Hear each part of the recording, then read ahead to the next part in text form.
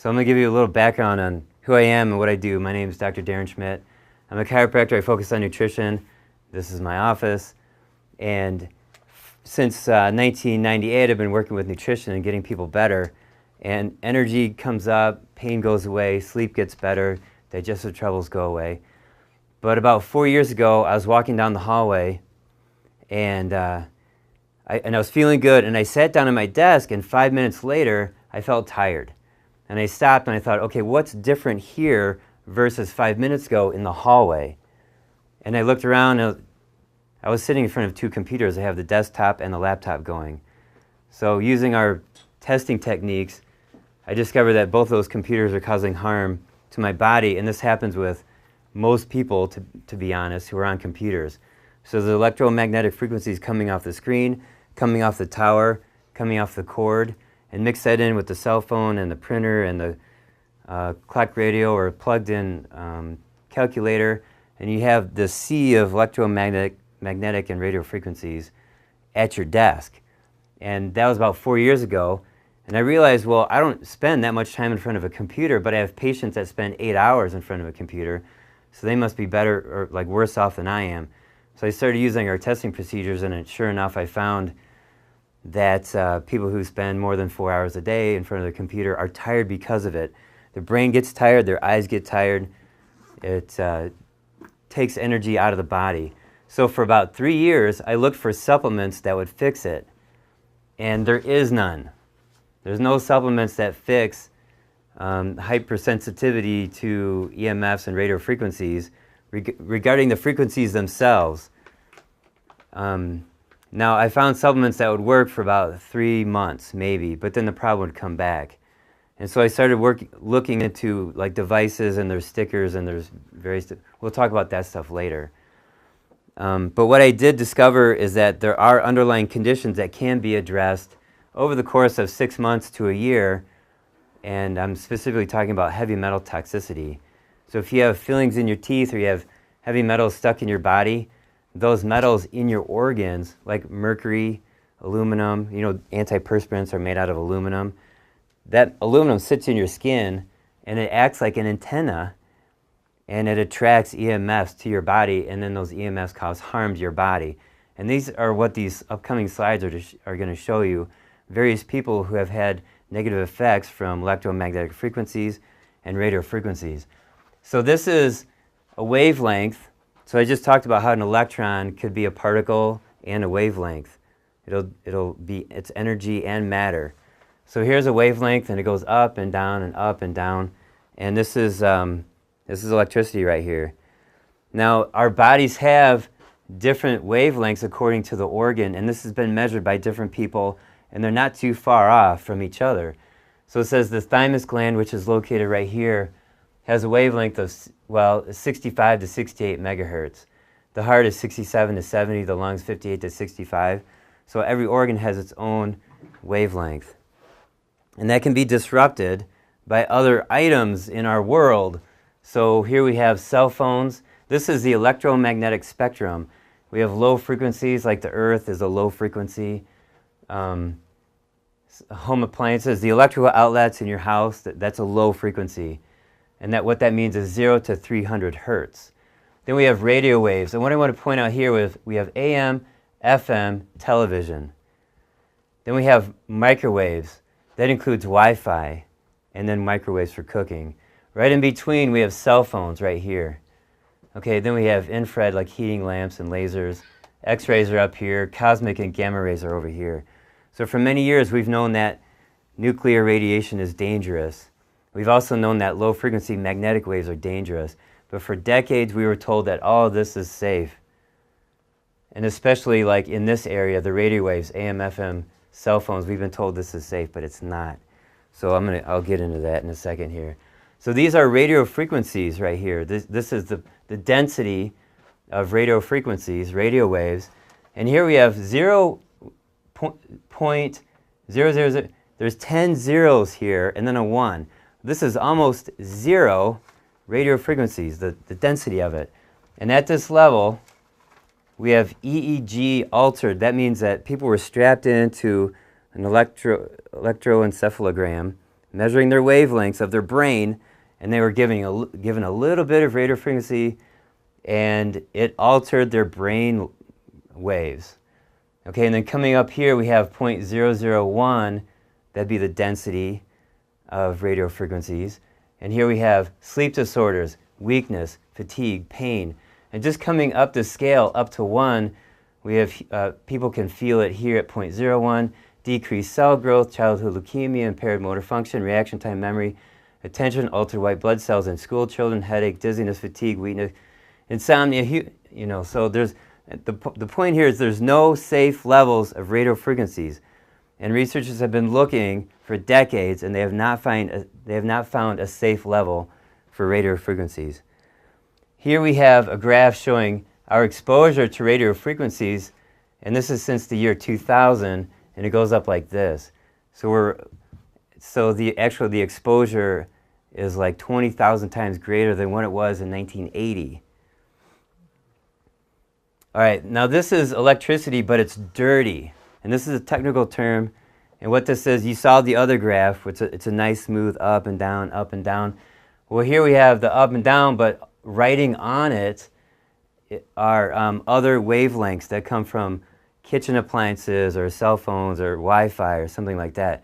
So the electricity in your home, like I mentioned before, it's a low frequency. It's 60 hertz, which is actually a very, very big wavelength.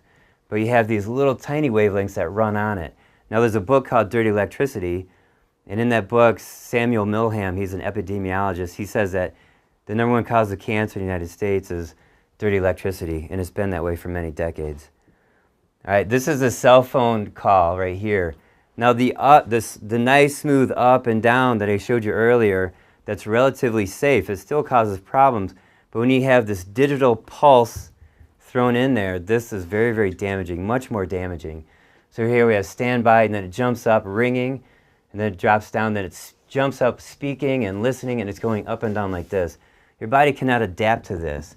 It does have the potential to adapt to a nice smooth up and down AM wavelength or FM wavelength. All right, so that's some fundamental stuff about, that's just basic. All right, so what this says is, I managed to have smart meter installation delayed at my house, but suddenly became sick overnight with palpitations, chest pain, insomnia, dizziness, inability to concentrate, and memory loss and fainting spells. After becoming sick, I found out that the day I became suddenly sick was the day the smart meter rollout was completed in my area, and the smart meters were remotely turned on from base. So his house was not even installed. This is his neighbor's houses. I can no longer drive. I can't work. I'm a doctor. I have to go and sleep at my mother-in-law's place. There are no smart meters there yet or in her neighborhood or at her house. So there's a billion stories like this. Not a billion, but there's going to be thousands. There's definitely in the hundreds, because smart meters are being deployed right now. So people can read this and say, well, that guy must be lying, or he's crazy, or he's insane. You know, you've heard it all before. But when you have hundreds and thousands of people saying the same stuff over and over again, those people are not crazy or insane. They're actually feeling it. All right. Now, what I'm going to talk about are different tests that can be done. And here's an example, and it doesn't really tell us, like, in real time what's happening. But this is electrical current affecting cortisol levels in cows. Cortisol is a stress hormone. So minutes of exposure. So here we have 18 minutes of exposure at 8 milliamps. And this cow had this much, or these cows had this much cortisol. At 4 milliamps, they had this much cortisol, and at no milliamps, they had this much cortisol. So what that means is the more exposure they had over time, the more cortisol that the cow produced. All right, now if you took a cortisol test on every single American, there might be 25 or 50% or some high number, because we're just stressed, regardless of electricity or cell phone usage. So this doesn't really give us too much of a story.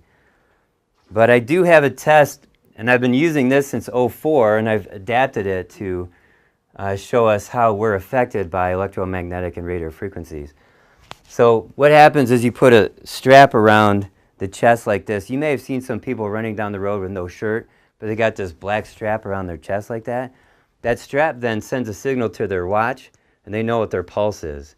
Now the computer test that I have sends a signal to the computer, and it does way more math and way more magical things with the heart rate other than just giving a pulse.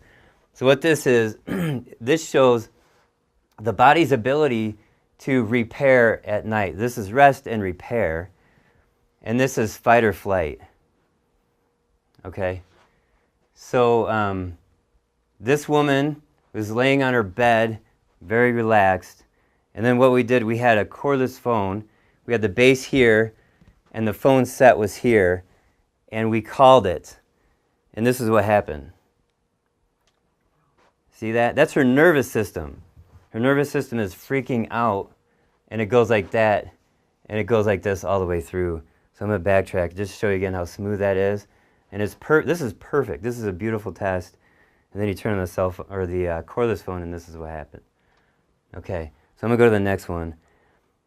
This is a kid with diabetes, and this is over the course of a year, these 3 tests right here. And the name of the test is called A1C, and it measures diabetes over a period of a long period of time.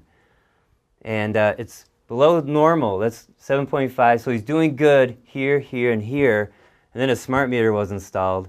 And then his next test, that's what happened. It almost hit 10, which is really, really high and really dangerous and really bad. Then they got their smart meter taken out, and then next test, and it measured right there. So he had it under control, introduced a smart meter to the outside of the house. You know what a smart meter is, right? Okay, good. All right, here's someone else. This is a woman, and she was doing the hot yoga, the Bikram yoga. And one of her friends said, my blood pressure has been coming down since I've been doing Bikram yoga. So this woman decided to take her blood pressure every day to see what would happen because she was doing the yoga every day. So she was very consistent about it, and this is her blood test. And then suddenly one afternoon she felt completely exhausted and her blood pressure spiked right here and right here. See that? Her smart meter was installed earlier that day. And then her blood pressure stayed up like this, like that. So this is over the course of 2 weeks. And we're just lucky enough that she happened to be doing this. All right, so there's some hardcore physical evidence. Here's a woman with cancer. There's a blood marker called CA125. The normal range is between 0 and 31. Here she's doing alternative treatments for cancer. She had already been through cancer a couple times. She did conventional and alternative. But she found a really good procedure. And here's her CA125 scores, dropping down, dropping down, dropping down. This is normal. Her cancer is gone at this test. It's below 31.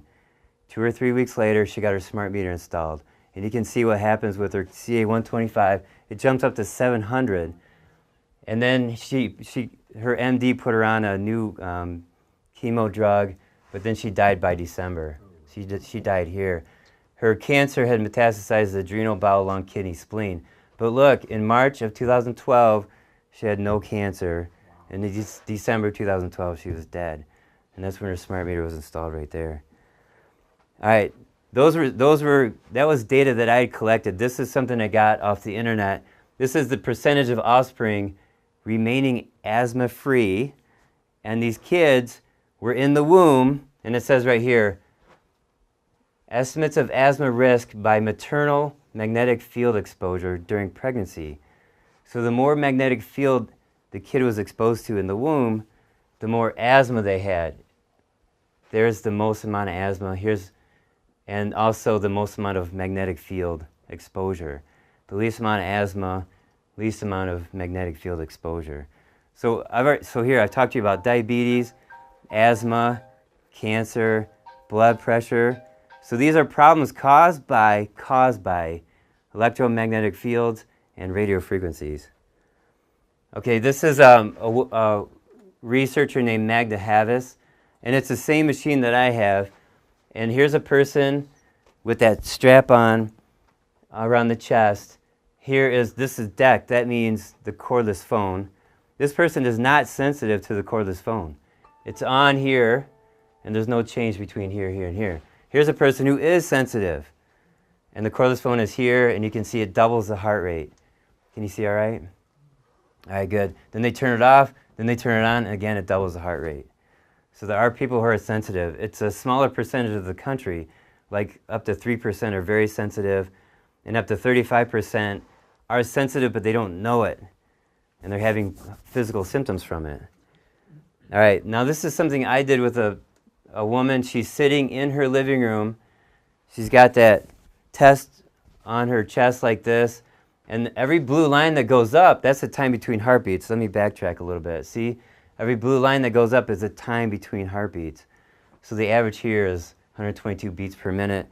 And you're looking at this woman, her average is like 0.75 beats per minute. Or I'm sorry, 1 beat every 0.75 seconds. Okay, so it's not bad. And then what we did is we turned on her cell phone. I called it from my phone. She answered it, and she held it against her heart. And this is what happened. See that? Now, she had a problem with the electrical wiring in her house for 5 years, and she was sick and tired all the time, and she refused to use the microwave oven. And what had happened was a friend of a friend had installed the microwave oven, and he messed up the switchboard, and he ungrounded the house, and her house was an EMF mess. So she fixed that, plus we used some of the products that we have, and then this is what happened 2 months later. We did the same exact test, no cell phone, then we turned the cell phone on, and she only had this. She was doing much, much better. This is 2 months later. All right, now we're going to get back to this one. This is a function of the nervous system. This is actually me, all right? And I did this Monday night, and this is my normal. I'm sitting in my house. I have no smart meter in my house, although my neighbors have smart meters. I have no Wi-Fi, no microwave. It's a clean space, no dirty electricity. It's a clean space. Then I went to my neighbor's house and I stood by a smart meter. And I had my radio frequency device right here. And so I'm holding it on the computer and I got this pointed at the smart meter. And this is beeping when the smart meter goes off. Now when he first had his installed, I tested it myself. And it would beep this thing would pick up a pulse about every 3 minutes. Now it picks up a pulse every 10 to 20 seconds. So I could not feel the effect myself on my body, but you can see that this computer test shows the stress on my heart. So that's the smart meter. All right, and I didn't feel it. So the point here is that I'm sure there's probably a few 100 million Americans who, once they get their smart meter, their heart's going to act like this, their nervous system's going to act like this, but they're not going to feel it. They're going to have some sort of diagnosis later on down the road. The doctor will say, oh, it's genetic, or oh, it's your personality, or you need to take a vacation. No, it's because they have EMF problems, radio frequency density is too high. All right, this is me again, same night. I plugged in Wi-Fi and I stood by it, and notice that this is my sympathetic, increased sympathetic was right here. Let me show you my normal again. Sympathetic, this is my normal. Sympathetic means fight or flight. The body wants to fight, right? So turn on the Wi-Fi, my body wants to fight, like that. And then the parasympathetic, I'm going to backtrack. There's my parasympathetic, that's rest and repair. Okay, with the Wi-Fi, where is it? I don't have rest or repair. There's no rest or repair in the presence of my Wi-Fi. Okay, so there you go. So now we know what cell phones do to our bodies, Wi-Fi, smart meters. This is a map of electromagnetic smog. And smart meter deployments are significantly increasing electrosmog. This is Salt Lake City, Utah. All right, so imagine living right there. Now Ann Arbor's like this, and I've taken this downtown. And I can see that this thing goes crazy once I get into downtown. My house is 1 mile west, and my neighborhood is actually very, very quiet. You know, my neighbor's smart meter, it is smart metered, and there is Wi-Fi in my neighborhood, but go downtown, it's way worse. This is a graph showing that smart meters are way more dangerous than microwave oven, cell phone for the whole body, like that. So just to show that smart meters are pretty bad. Cumulative whole body exposure is 2 orders of magnitude higher than cell phones. Okay. This is a study done in, I think it was in Spain, And what they did, they just surveyed people in neighborhoods and they said, how's your health? And they had all these different symptoms like hearing disruptions, visual disruptions, depression, feeling of discomfort, memory loss, irritability, skin problems, dizziness. And they surveyed lots and lots of people. And the bottom line is the people who live far away from cell phone towers were not doing too bad. They were over here. The people who live near cell phone towers were not doing very well. They had more symptoms. They were just sicker. Here's a graph showing heat from a cell phone after 15 minutes of holding it against a person's head. Okay, so it creates heat, but that's a different issue. Heat is one thing, radio frequency is another, electromagnetic frequency is another, and Bluetooth is another. Those are 4 problems from one phone. All 4 of those things I just listed come from one device. All right, this is the instruction manual that comes with an iPhone. It says keep iPhone at least 15 millimeters away from the body. You can't hold this against your head. It's dangerous. And they're telling you, Apple is telling you it's dangerous. Then it says maintain at least 15 millimeters separation between iPhone and the body. So don't put it in your pocket. Or don't put it here in your pocket or anywhere else like that. Here's a woman with breast cancer. She's got 3 tumors right there. See the coloring on her skin? Right. She carried her cell phone like this for 7 years. The antenna is on the outside top. Look at this cell phone. The antenna goes up, over, and down. So the antenna is in perfect alignment with the 3 breast tumors. There. They're